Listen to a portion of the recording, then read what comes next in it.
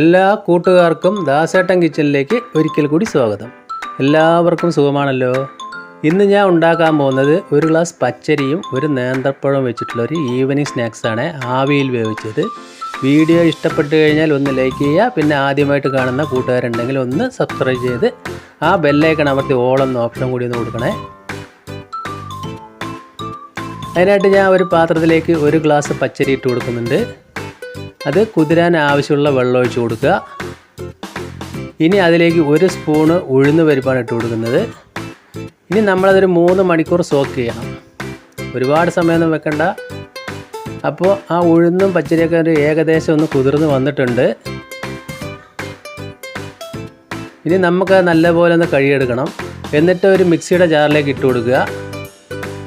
ഇനി അതിലേക്ക് 1/2 സ്പൂണ് ചെറിയ ജീരകം ഇട്ട് കൊടുക്കുക. പിന്നെ ഒരല്പം ബേക്കിംഗ് സോഡ, അല്പം ഉപ്പ് ചേർത്ത് കൊടുക്കണം.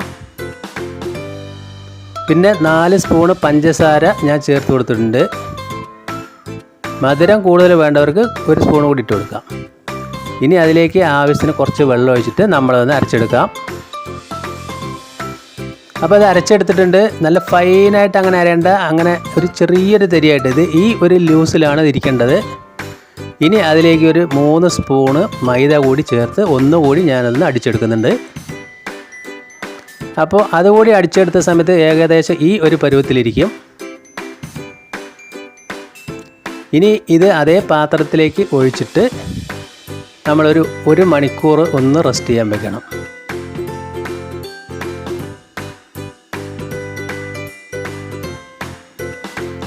അപ്പോൾ അതൊന്ന് റെസ്റ്റ് ചെയ്യട്ടെ. അപ്പോഴേക്കും നമുക്ക് അതിലേക്കൊരു കൂട്ട് തയ്യാറാക്കാം. അതിനായിട്ടൊരു നേന്ത്രപ്പഴം എടുത്തിട്ടുണ്ട്. പഴം ഇതുപോലെ നമ്മൾ ചെറുതാക്കി കട്ട് ചെയ്യുക. നല്ലൊരു ഹെൽത്തി സ്നാക്കായിരിക്കും. കുട്ടികൾക്കൊക്കെ നല്ലൊരു ഹെൽത്തി ആയിരിക്കും. അപ്പോൾ ഇതുപോലെ പഴം കട്ട് ചെയ്തിട്ടുണ്ട് ഞാൻ. ഇനി ഒരു തവ അടുപ്പത്ത് വെച്ച് 1 സ്പൂൺ നെയ്യ് ഒഴിച്ച് കൊടുക്കുക.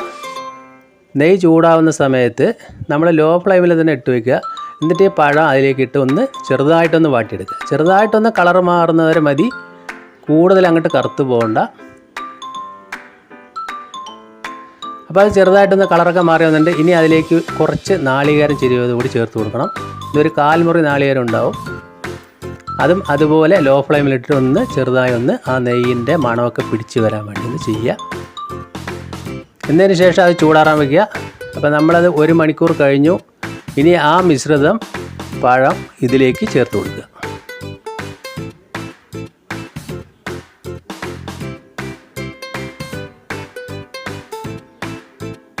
വീഡിയോ കാണുമ്പോൾ ഇഷ്ടപ്പെട്ട് കഴിഞ്ഞാൽ ഒന്ന് ലൈക്ക് ചെയ്യണേ.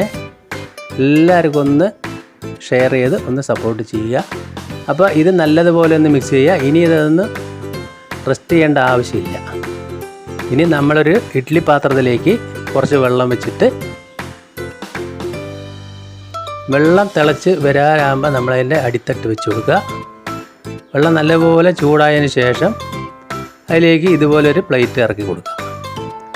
ഇനി അതിലേക്ക് 1 സ്പൂണ് നെയ്യ് ഞാൻ ഒഴിച്ചു കൊടുക്കുന്നുണ്ട്. എന്നിട്ട് അതൊന്ന് എല്ലാവിടെയും ഒന്ന് സ്പ്രെഡ് ചെയ്ത് കൊടുക്കാം.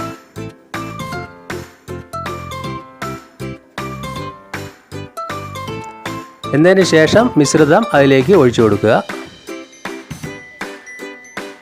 അപ്പോൾ എല്ലാം ഒഴിച്ചു കൊടുത്തതിന് ശേഷം നല്ല ഹൈ ഫ്ലെയിമിലിട്ടിട്ട് ഒരു 10 മിനിറ്റ് നമ്മളതൊന്ന് വേവിച്ചെടുക്കണം.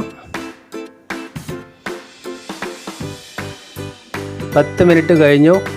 ഞാൻ തുറന്ന് നോക്കിയിട്ടുണ്ട്. അപ്പോൾ ഇത് വെന്ത് വന്നിട്ടില്ല. ഇനി ഒരു 10 മിനിറ്റ് മീഡിയം ഫ്ലെയിമിൽ കൂടിയിട്ട് നമ്മളത് വേവിച്ചെടുക്കാം.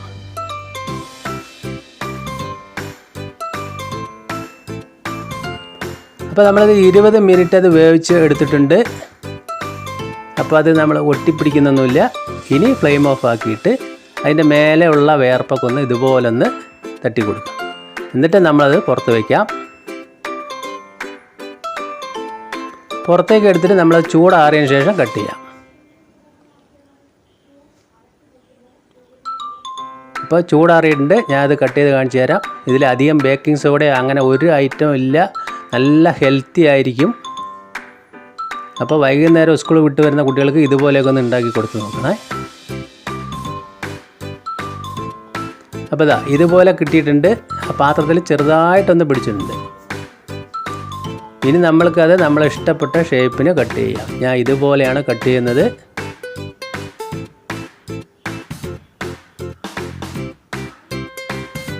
ഇപ്പോൾ കണ്ടില്ലേ, പച്ചരി നേന്ത്രപ്പഴം എല്ലാം വെച്ച് നല്ല അടിപൊളി സ്നാക്ക് ആയിട്ടുണ്ട്. വീണ്ടും നല്ല വീഡിയോ ആയിട്ട് കാണാം. Thank you.